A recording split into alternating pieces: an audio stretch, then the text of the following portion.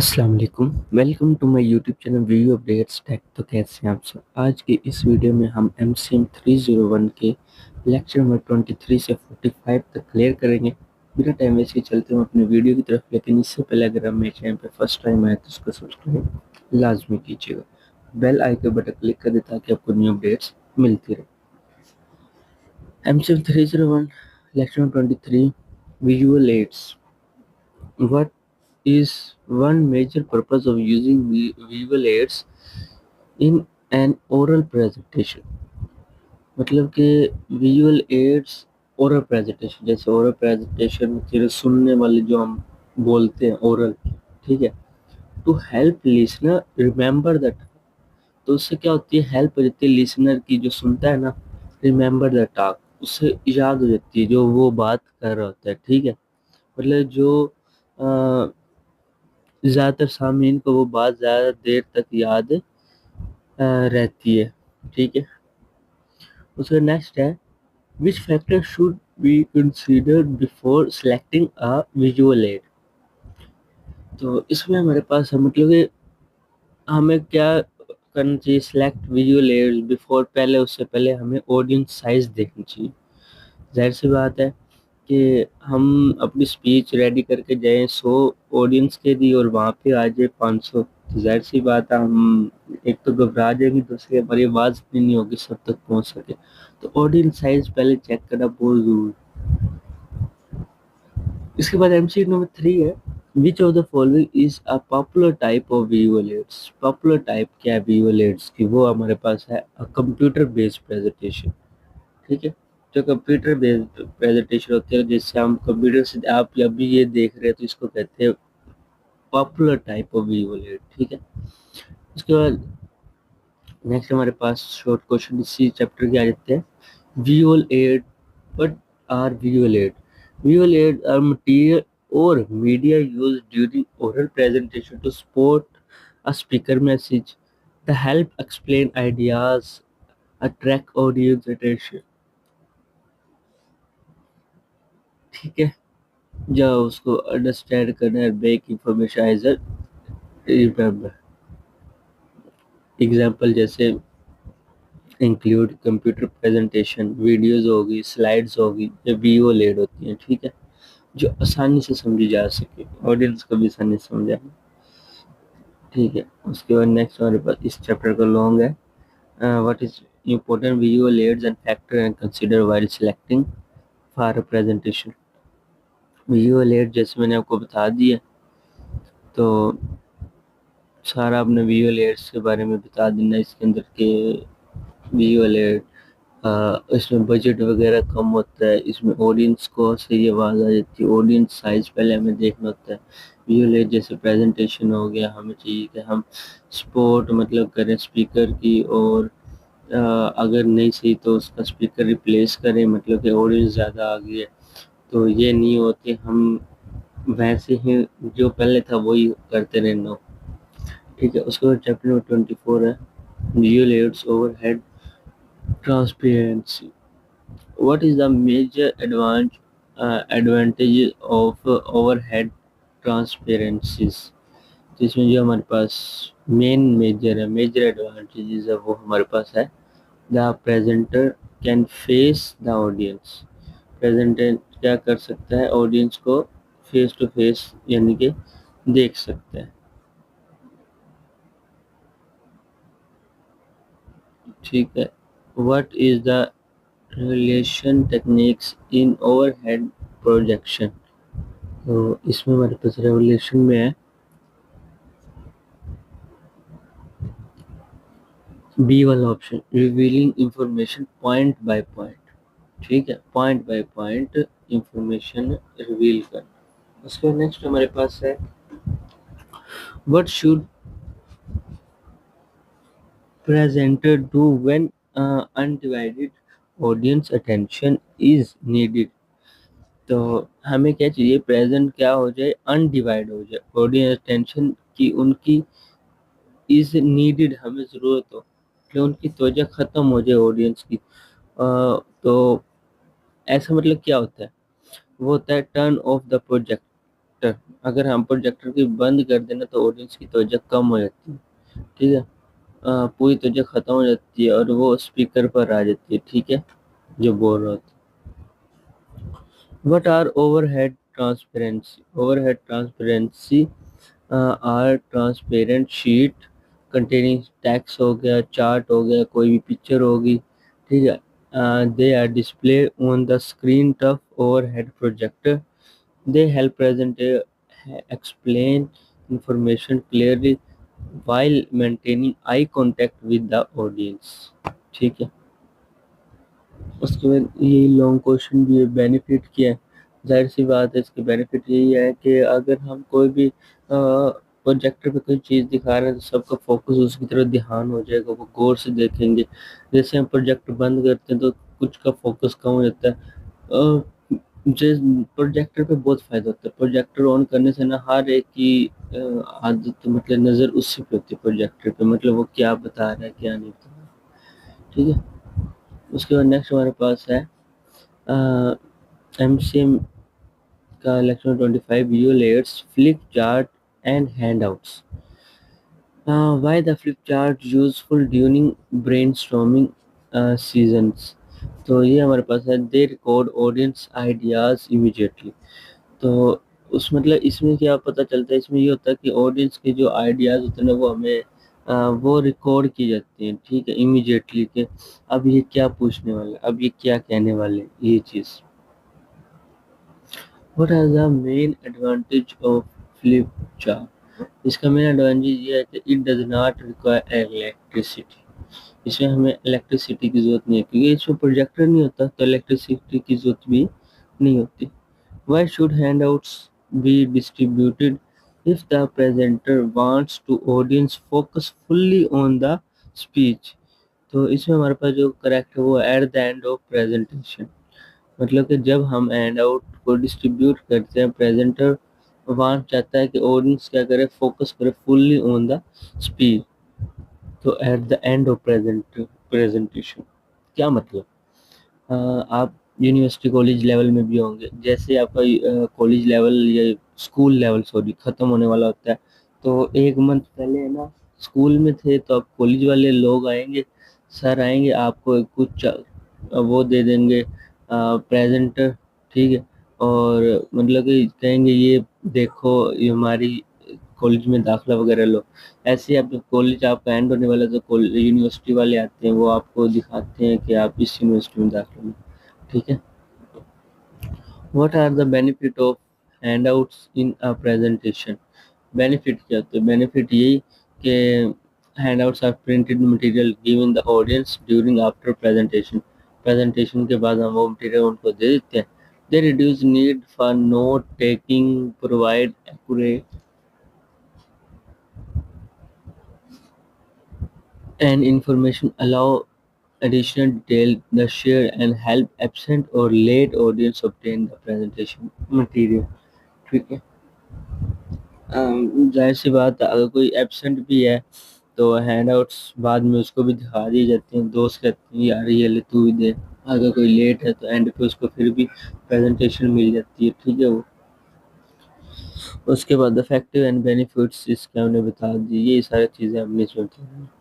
उसका नेक्स्ट हमारे पास election 26 non verbal communication in presentation. Non verbal मतलब कि why eye contact important the presentation, eye contact important क्यों प्रेजेंटेशन, ये शो करवाता है स्पीकर कनेक्ट है अपनी ऑडियंस के साथ, ठीक है। आई कॉन्टेक्ट बहुत ज़्यादा ज़रूरी है। अगर हम किसी की तरफ देख रहे हैं ना, उसका ध्यान हमारी तरफ आ जाता है और वो फिर अच्छे से उसको समझ लग जाता है। अगर हमारा आई कांटेक्ट नीचे शीट पे रखे, जो नॉवल जो हम पढ़ रहे हैं उसके ऊपर होगा, तो कोई हमारी तरफ क्यों ही देखेगा, हमें हमसे आई कांटेक्ट भी नहीं बनेगा। What can a presenter facial expression communicate the speaker feelings about the topic. अगर आपका टॉपिक सैड है तो फीलिंग थोड़ी सी सैड रखें, ठीक है। मसलन कि ये फेस के आपका एक्सप्रेशन बताता है आपको स्पीकर, आपके जज्बात के, आप कहना क्या चाह रहे हैं वो समझने वाला भी अच्छे से समझ आता है। What should a presenter avoid during eye contact? क्या चाहता है presenter avoid during eye contact? हो जाता है fix a gaze one one person for too long, मतलब कि एक शख्स को मुसलसल देखने से वो अनकंफर्टेबल भी हो सकता है, ठीक है। इसीलिए हमें बारी बारी बाकियों से भी रब्ता एक एक करके सबकी तरफ हमें देखना चाहिए, ठीक है। Who is the role of facial expression is a expression in a presentation. Facial expression are important part of non-verbal communication. Non-verbal communication है facial expression, ठीक है।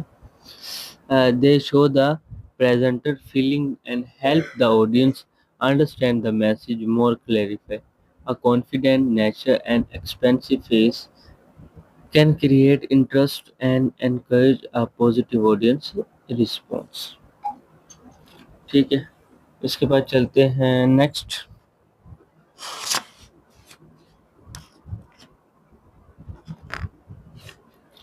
नेक्स्ट हमारे पास है how can presenter facial expression communicate. ये हमने बल्कि पढ़ लिया, ये पढ़ लिया। How shape way to the eye contact fix, ये उसके बाद है वोकल क्यूज हमारे पास क्या होते हैं।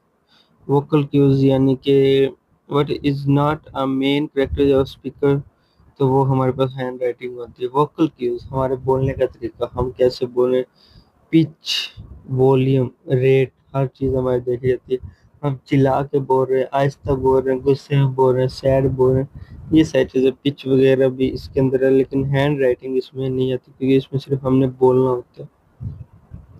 What does a monotone voice usually indicates, तो हमारे पास है एपैथी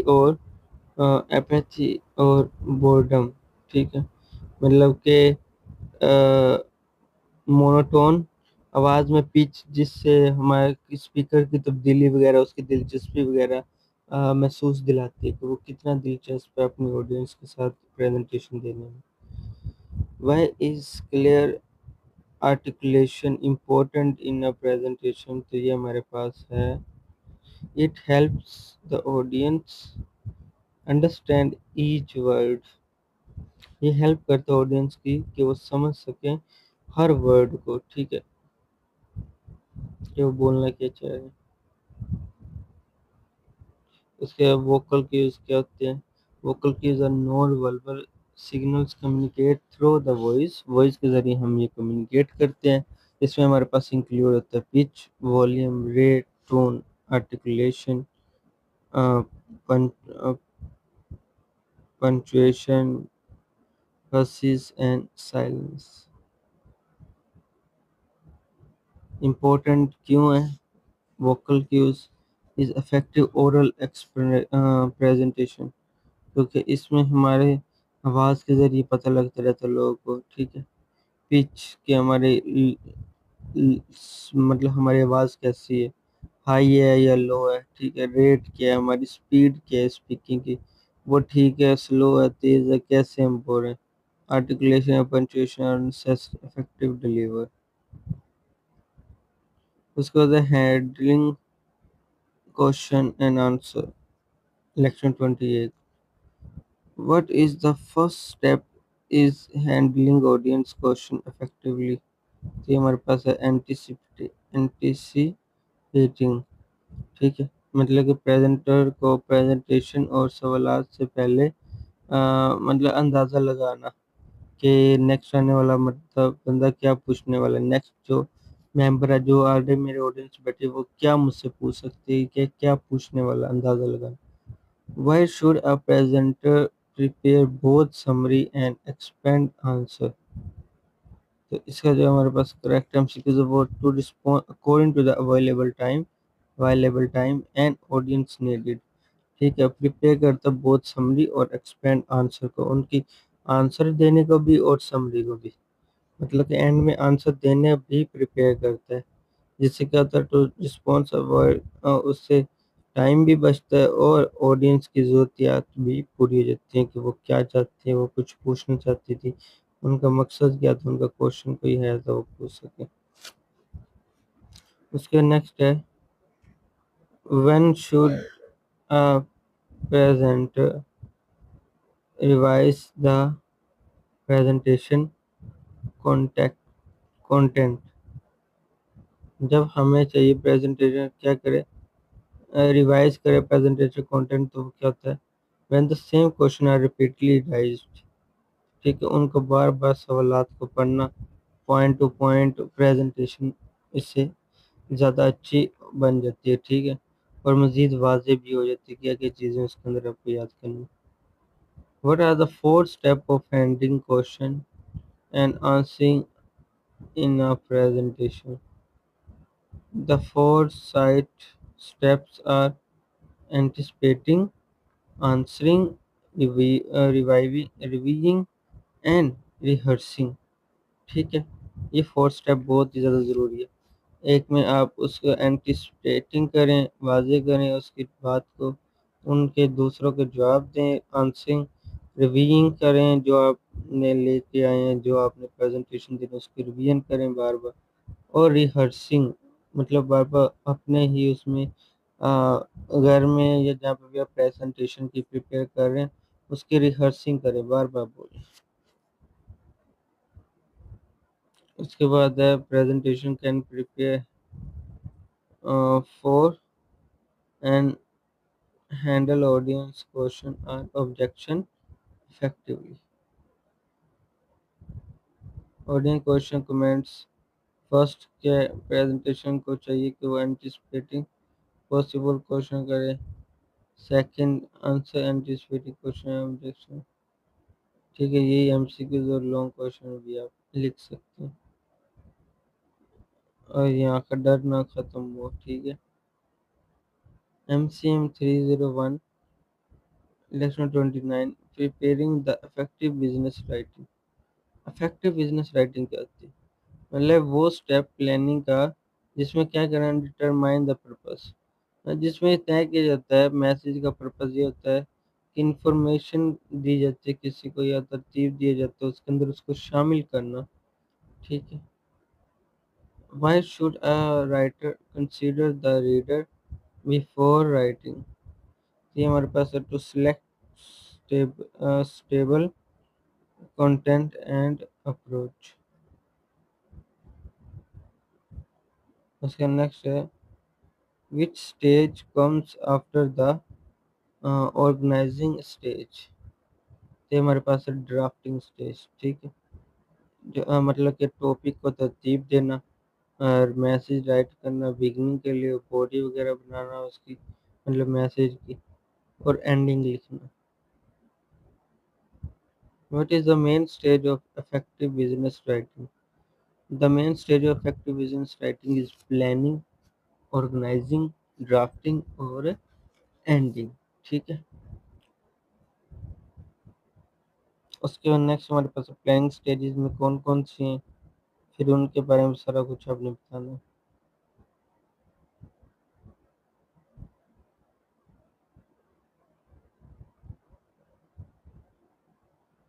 उसके नेक्स्ट हमारे पास electron 30 organising effective business message.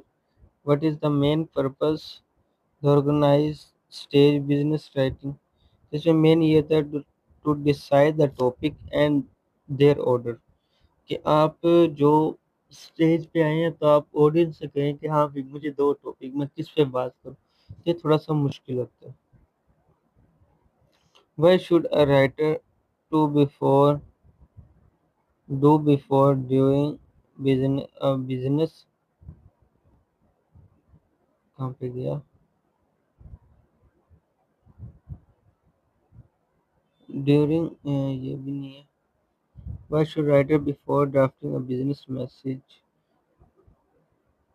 I think यही था, हाँ यही है।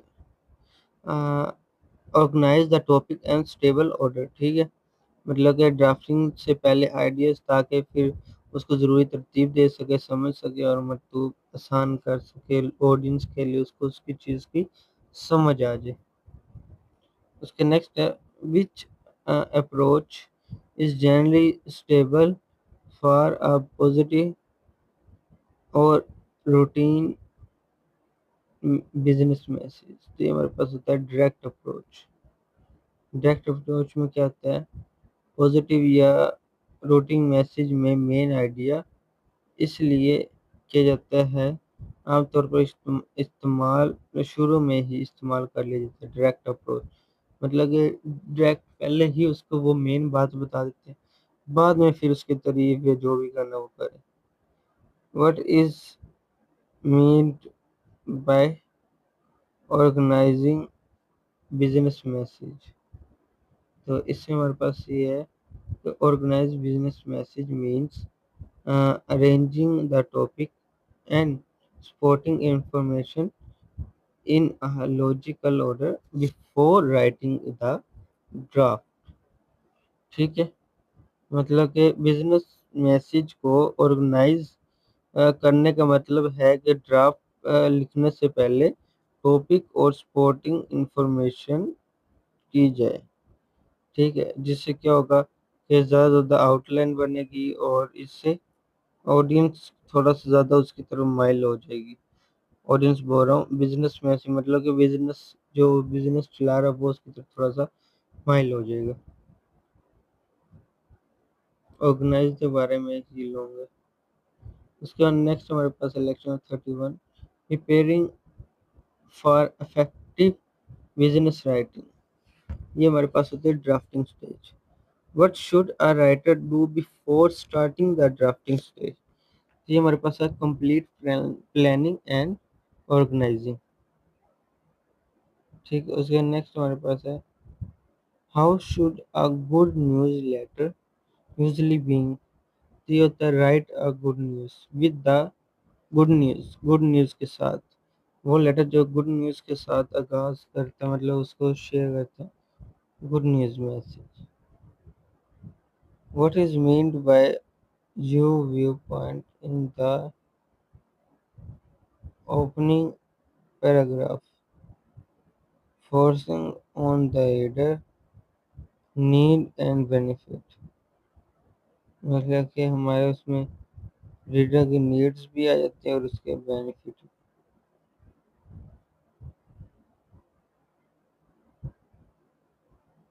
उसका नेक्स्ट हमारे पास है what is meant bye you view point in an opening paragraph. View point जाहिर सी बात है, अगर हम किसी पॉइंट को हाईलाइट कर रहे हैं वो क्या हो जाएगा, फोकस, उसके बाद फोकस चला जाएगा। Focus on the reader needs and benefits, मतलब उसको उसकी रीडर को जरूरत होगी कि वो फोकस वाले पढ़े एंड बेनिफिट, और उससे उसको फायदा भी होगा। जाहिर सी बात है जो हाईलाइट किए हैं वो इम्पोर्टेंट ही होगा। What is a drafting stage business writing? The drafting stage is step in which a writer turns planned and organized ideas into complete business message. The writer develops the opening body and closing paragraph while keep the purpose, situation and reader in mind। ठीक है, इसके बाद next हमारे पास है, इसी का long question भी हमने करना है। ठीक है, लेक्चर नंबर 35 जिसमें हमने बताया डायरेक्ट रिक्वेस्ट लेटर, मतलब कि ऐसा लेटर जिसमें हम डायरेक्ट रिक्वेस्ट करें किसी से। ठीक है, मतलब इसमें हमारे पास पहला एमसीक्यूज है, first what information should be included in a speaking invitation letter. ठीक है, मतलब था the name and characteristic of the audience, जिसमें हम नेम बता दें और करेक्टरिस्टिक बता दें ऑडियंस की। ठीक है, ये डायरेक्ट इनविटेशन लेटर होता है। ठीक है, what why should the desired length of the presentation be mentioned in the invitation letter? मतलब कि इसमें क्या प्रेजेंटेशन क्या मेंशन करते हैं इनविटेशन लेटर, तो ये होता है to help the speaker plan the presentation properly. ठीक है, वो हेल्प करता है स्पीकर की प्लान की और प्रेजेंटेशन करता है प्रॉपरली। ठीक है, उसका नेक्स्ट हमारे पास है which detail is important when inviting a speaker from an other city? क्या डिटेल इंपॉर्टेंट होती है जब हम इन्वाइटर को इनवाइट करते स्पीकर को किसी और सिटी से? तो वो होता है ट्रांसपोर्टेशन एंड लोडिंग अरेंजमेंट्स। ठीक है, उसके सफ़र वगैरह के, उसकी रिहाइश वगैरह के मतलब कि डिटेल वगैरह उसको फिर उसकी प्लानिंग करना उसकी मदद देती है। ठीक है, उसको फिर हम अपने पास बुलाते हैं और फिर वो प्रेजेंटेशन देते हैं। What is a letter of invitation? A letter of invitation is a business or social message used to invite a person attend an event or make a presentation. ठीक है, इसी में लॉन्ग आप लिख दीजिए।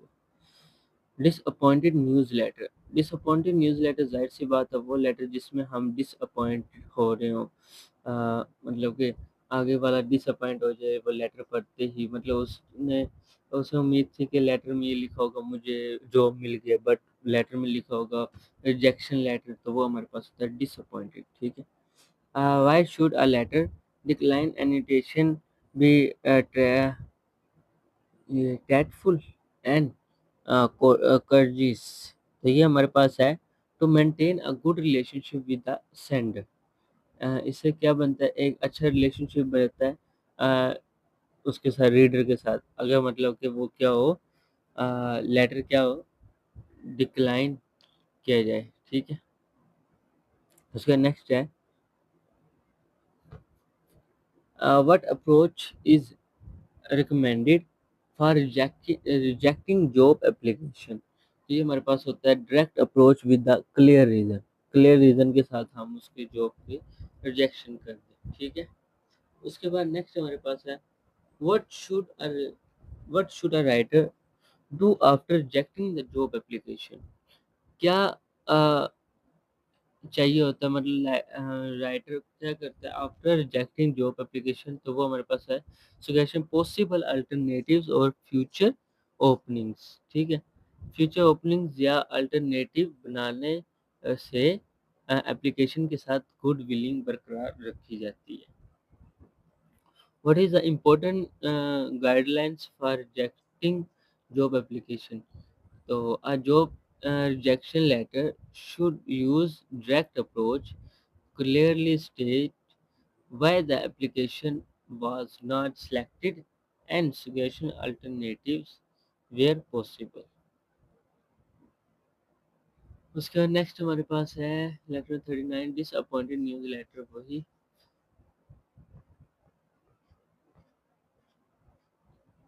Writing progressive message. Progressive message हमारे पास क्या होता है, सबसे पहले आपको ये पता होना चाहिए प्रोसेसिव मैसेज होता है क्या। प्रोसेसिव मैसेज हमारे पास ये होता है कि हम किसी कोई चीज़ वगैरह सेंड करें या वो आईडी वगैरह हम एक्सेप्ट करवा लें। ठीक है, ये होता है persuasive message. What is the main purpose of persuasive message, तो ये है to influence the reader accept the idea और टेक एक्शन, वो आइडिया को एक्सेप्ट कर ले, जैसे मैंने अभी आपसे कहा। Why is audience analyze important in persuasive message, वो इम्पोर्टेंट इसलिए देते हैं क्योंकि वो हेल्प देता है उनकी राइटर की, उनको अंडरस्टैंड करने के लिए उनकी जरूरत को, and possible resistance.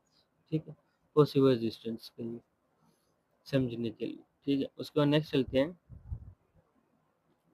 What should a persuasive writer avoid. Avoid क्या करते हैं,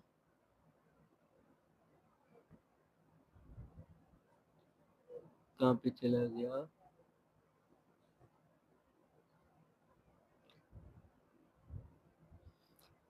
ये रहा।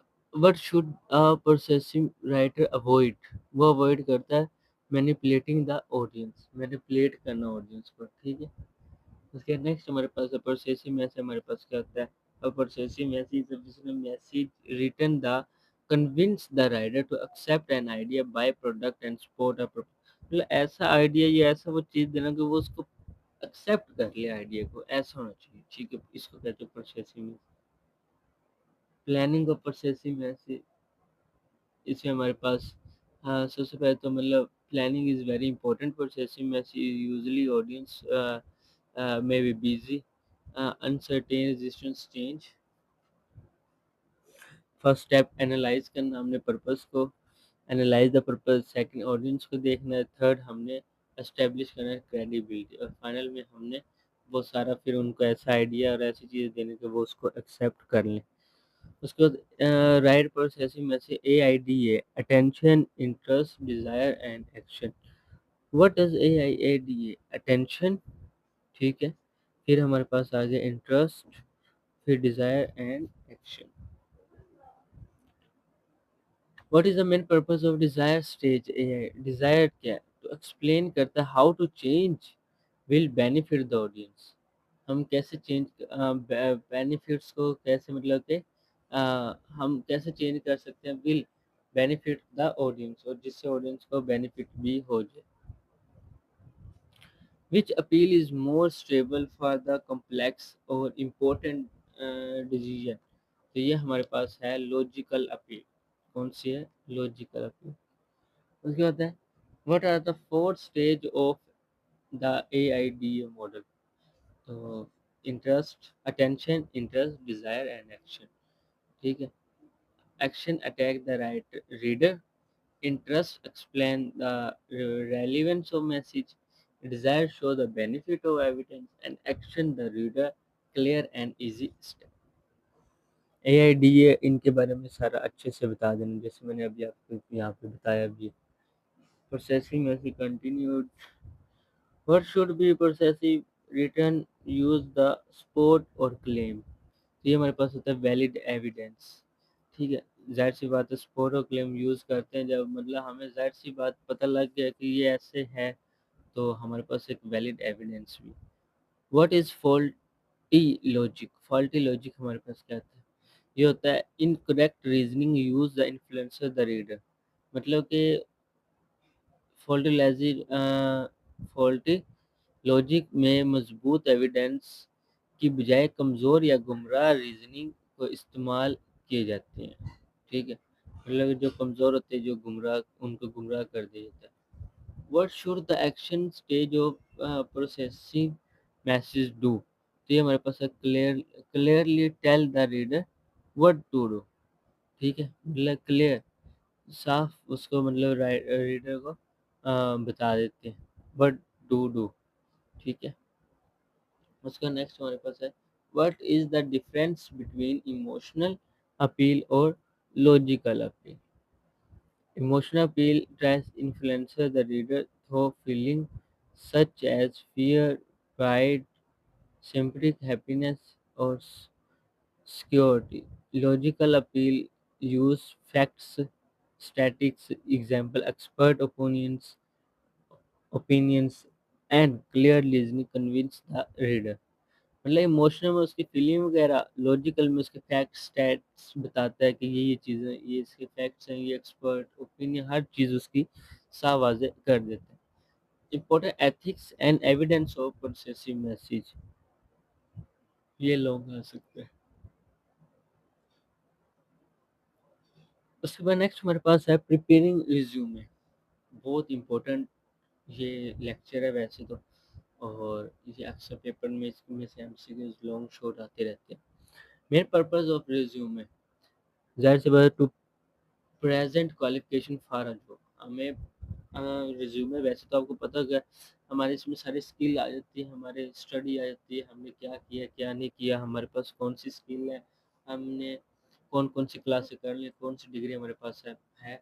तो प्रेजेंट करता है हमारी qualification for a job, job के लिए क्वालिफिकेशन क्या है हमारी, खुद रिज्यूमे वाज़ेह कर देता है, और रिज्यूमे देख के पहचान देते हैं हाँ भैया यार ये लड़का अच्छा है, ये हमारे जॉब के लिए ऐसे ऐसे। ठीक है। उसके बाद नेक्स्ट हमारे पास है what information is usually include in a resume? तो ये हमारे पास है एजुकेशन एंड वर्क एक्सपीरियंस। ठीक है। उसके बाद नेक्स्ट चलते हैं।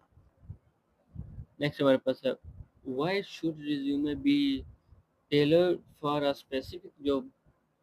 तो ये हमारे पास है to highlight relevant qualification. What is resume? Resume क्या है? A resume is a brief written document that present job application qualification. It usually includes contact information, career objective, education, work experience, skill, architecture, हर चीज़ हमारी इसमें clear हो जाती है। ठीक है। उसके बाद नेक्स्ट चलते हैं इम्पोर्टेंस एंड मेन कंटेंट और रिज्यूमे, ये इसमें लॉन्ग करना, ये भी resume proper format important resume, it helps the employee finding the information quickly। मतलब उसमें जो हम हाईलाइट करेंगे ऐसी चीज़ें तो वो जल्दी फाइंड कर लेगा जो एम्प्लॉय है ना, वो मतलब हमें हमारी इंफॉर्मेशन उसको जल्दी पता लग जाएगी कि हाँ ये क्या चाहता है, मतलब इसके पास ऐसी क्या चीज़ है, क्या हुनर है, क्या है। ठीक है, उसके बाद नेक्स्ट चलते हैं। नेक्स्ट हमारे पास है, what should the application applicant avoid to include a resume.